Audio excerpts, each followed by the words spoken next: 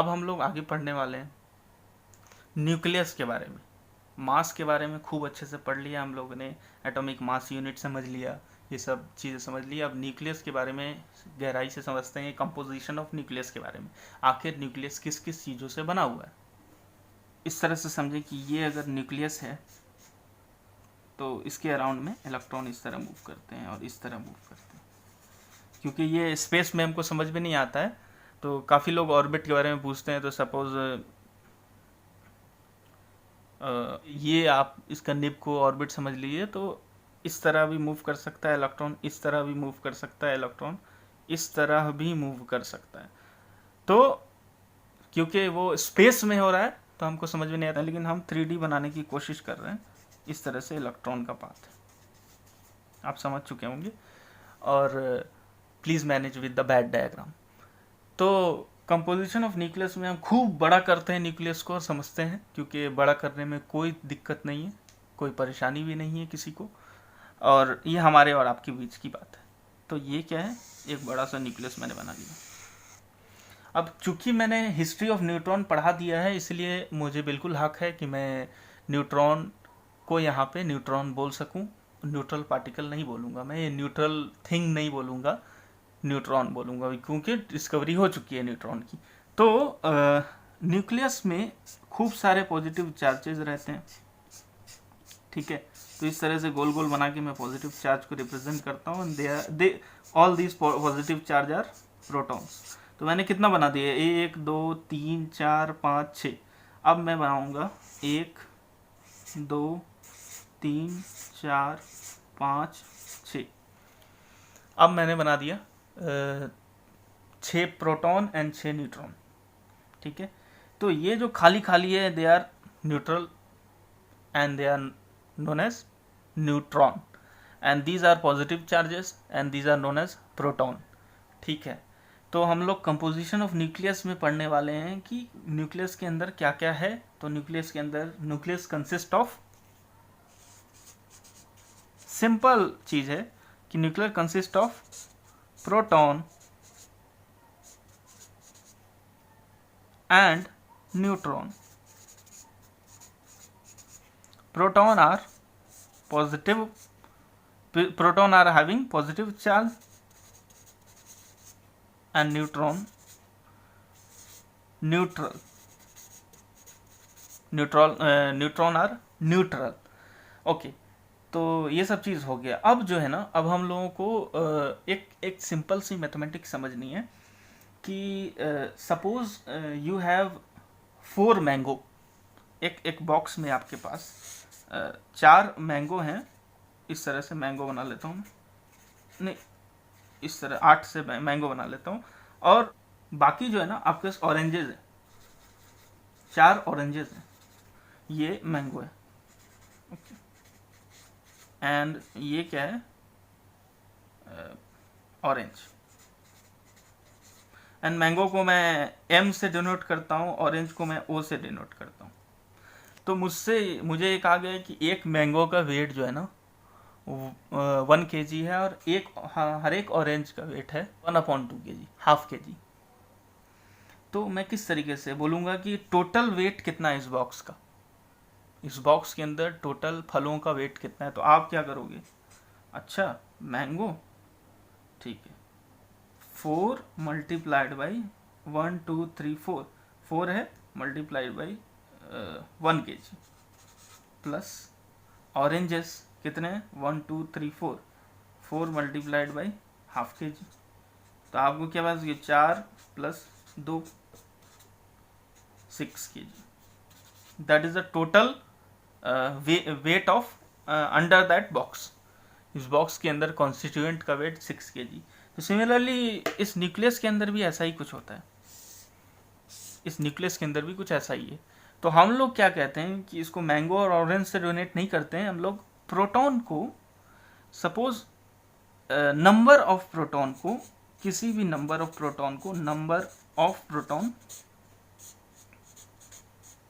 को हम लोग डेनोट करते हैं Z से, नंबर ऑफ प्रोटॉन को हम लोग Z से डोनेट करते हैं, और नंबर ऑफ न्यूट्रॉन को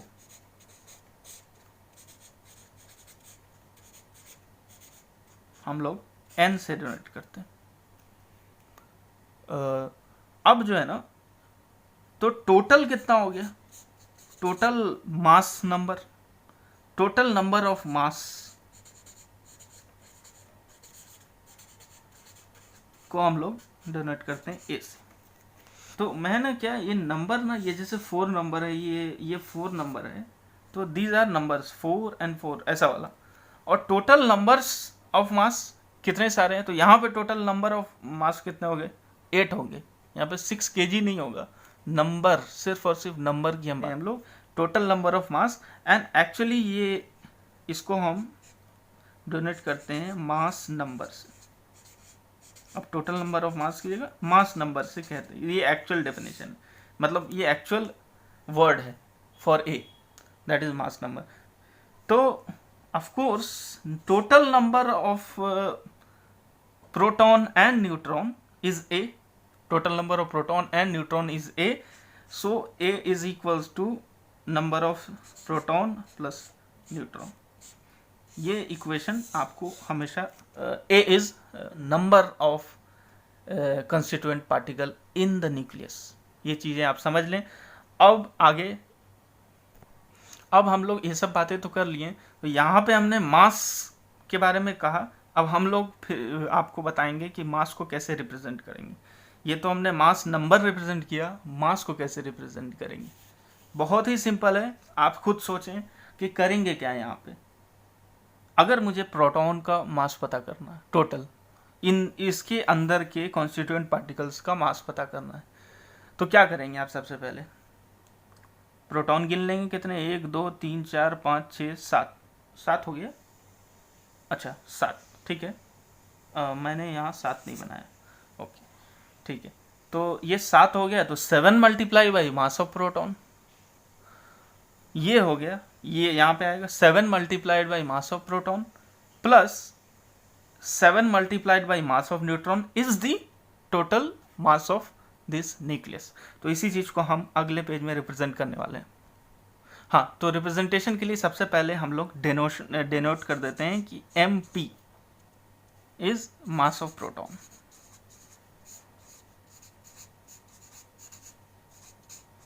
और Mn जो है ना, वो मास ऑफ न्यूट्रॉन है।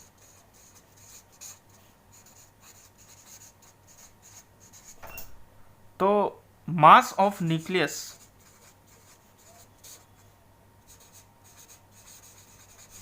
would be of course mass of proton, but there is not one proton in there, so it will be mass of proton multiplied by number of proton, of course, plus mass of neutron multiplied by number of neutron।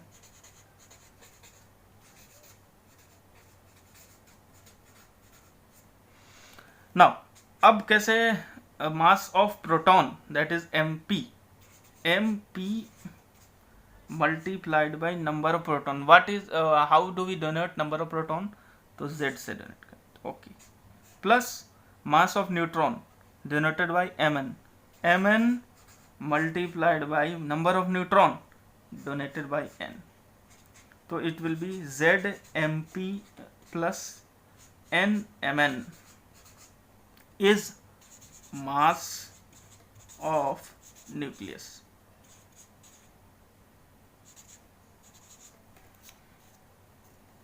और constituent, mass of the constituent of nucleus, ये क्या है, calculative वे, ये this is not a experimental, this is a way, mathematical way of representing a mass of a nucleus, ये आप याद रखें।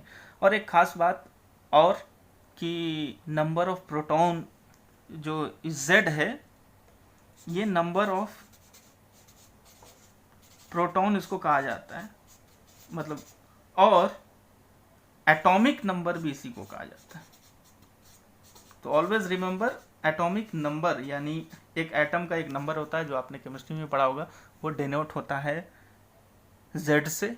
और हमेशा याद रखिए कि न्यूट्रॉन नंबर कभी भी एटॉमिक नंबर को रिप्रेजेंट नहीं करता है।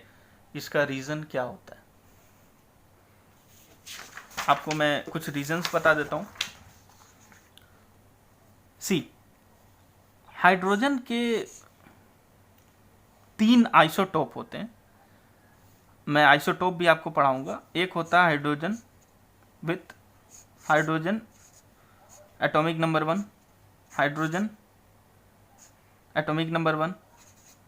तो ये मास नंबर है, ये एटॉमिक नंबर है, मास नंबर है, एटॉमिक नंबर है, मास नंबर है, एटॉमिक नंबर। इसके बारे में हम और ज़्यादा अच्छे से पढ़ेंगे कि हम न्यूक्लियर स्पीशीज को कैसे डिनोट करते हैं। तो इन सब में अगर आप देखें इसका स्ट्रक्चर सही से, देखिए इसका न्यूक्लियस में सिर्फ एक प्रोटॉन होता है। हाइड्रोजन के न्यूक्लियस में देयर इज़ नो न्यूट्रॉन। यहाँ पे क्या होता है, हाइड्रोजन में तो एक ही रहेगा, लेकिन यहाँ पे क्या हो जाता है, एक न्यूट्रॉन आ जाता है। यहाँ पे क्या होता है, एक प्रोटॉन होता है और 2 न्यूट्रॉन होता है। तो इस A इज इक्वल्स टू क्या होता है, Z plus N which is 1 plus 0 which is 1। A is equals to Z plus N which is 1 plus 1 which is 2। ये मास नंबर यहाँ होगा। A is equals to Z plus N which is equals to 1 plus 2 which is 3। यहाँ पे mass number होगा। तो आप यहाँ पे देख रहे हो कि न्यूट्रॉन नंबर 0, 1, 2 चेंज हो रहा है आइसोटोप्स में। तो इसीलिए हम क्या इसको एटॉमिक नंबर से दर्शा सकते हैं। तो कभी भी याद रखिए, neutron number is not an atomic number. Always and always atomic number की एक ही परिभाषा होती है, नंबर ऑफ प्रोटॉन। बस इतना ही याद रखें। आप बाकी चीज़ों का एग्जांपल ले लीजिए, लेकिन एक्सेप्शन क्रिएट हो जाता है नंबर ऑफ न्यूट्रॉन इक्वल अगर आप कर देते हैं, तब जब एटॉमिक नंबर को रिप्रेजेंट करने लग जाते हैं आप। तो इस चीज़ से आप ज़रूर बचें। अच्छा, बिफोर गोइंग टू एनीथिंग, सबसे पहले मैं एक चीज़ क्लियर कर देना चाहता हूँ।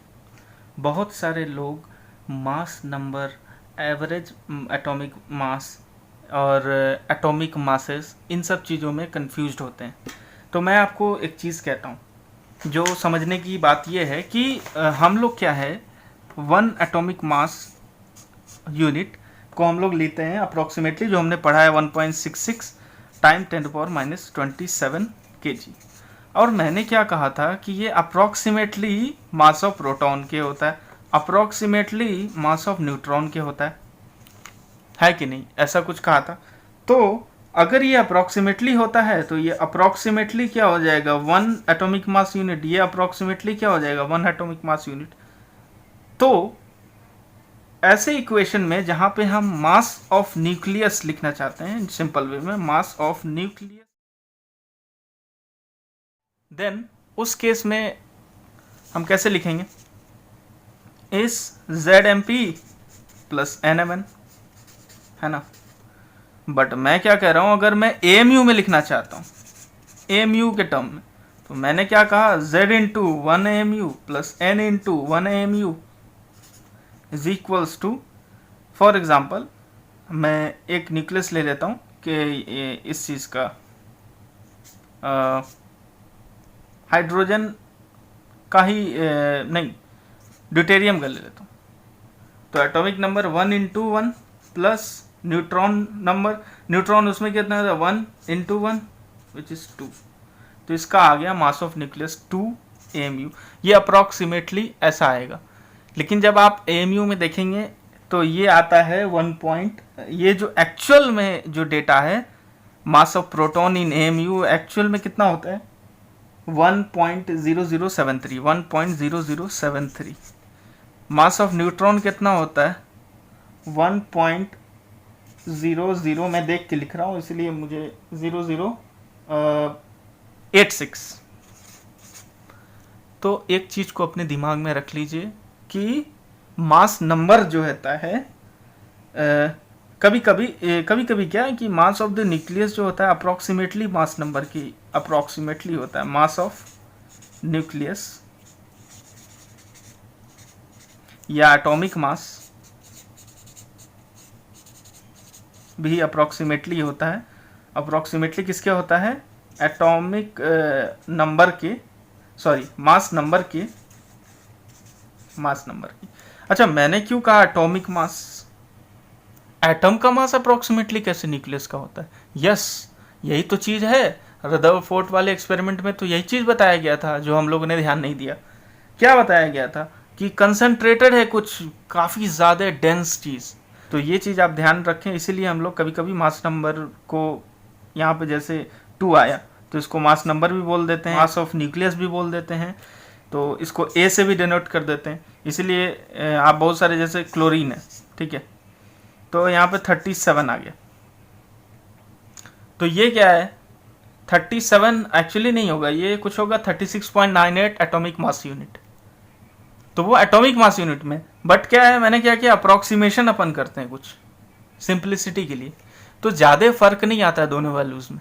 ये आप हमेशा दिमाग में रख लें। Thank you. तो हाउ वी रिप्रेजेंट न्यूक्लियस? हम लोग, अगर हम लोगों के पास कुछ दिया रहता है, जैसे हमने एक एग्जांपल देखा था कार्बन 12 एटम 6, तो आपको बड़ी चिंता होती है कि ये कैसे लिखा जाता है और किस तरह लिखा जाता है। अब क्योंकि मैंने बहुत सारे एग्जांपल आपको दे दिए और शायद पता हो, मगर इन जनरल डेफिनेशन बहुत ज़रूरी होता है। तो हम लोग इस चीज़ को, ये तो न्यूक्लियस हो गया, न्यूक्लियस ऑफ कार्बन, ठीक है। बट अगर मुझे इन जनरल मुझे बताना है, तो हम लोग इसको ये भी एक और नाम से बुलाते हैं, न्यूक्लियर स्पेशी या न्यूक्लियाइड।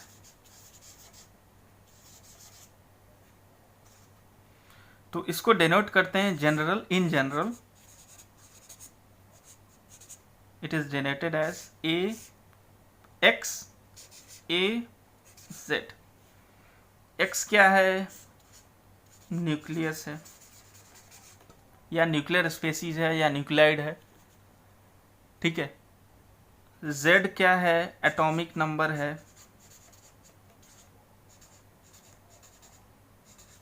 या फिर नंबर ऑफ प्रोटॉन है। और A क्या है? मास नंबर है। एक एग्जांपल ले लेते हैं हम लोग, एग्जांपल कार्बन 12 एटम। तो Z क्या है यहाँ पे? 6 है। A क्या है? 12 है। तो हम लोग N कैसे फाइंड आउट करेंगे? तो we know that A is equals to Z plus N implies N is A minus Z। तो 12 minus 6 is 6। इस तरह आप डोनेट करेंगे N को। तो एक और चीज आपको पता चल गया कि न्यूट्रॉन कभी भी दिया हो तो न्यूट्रॉन को हम A माइनस Z भी लिख सकते हैं। तो सिंपल सी बात है, because A is N plus Z। ये आपका एक कॉम्पोजिशन वाला लेक्चर खत्म हुआ है।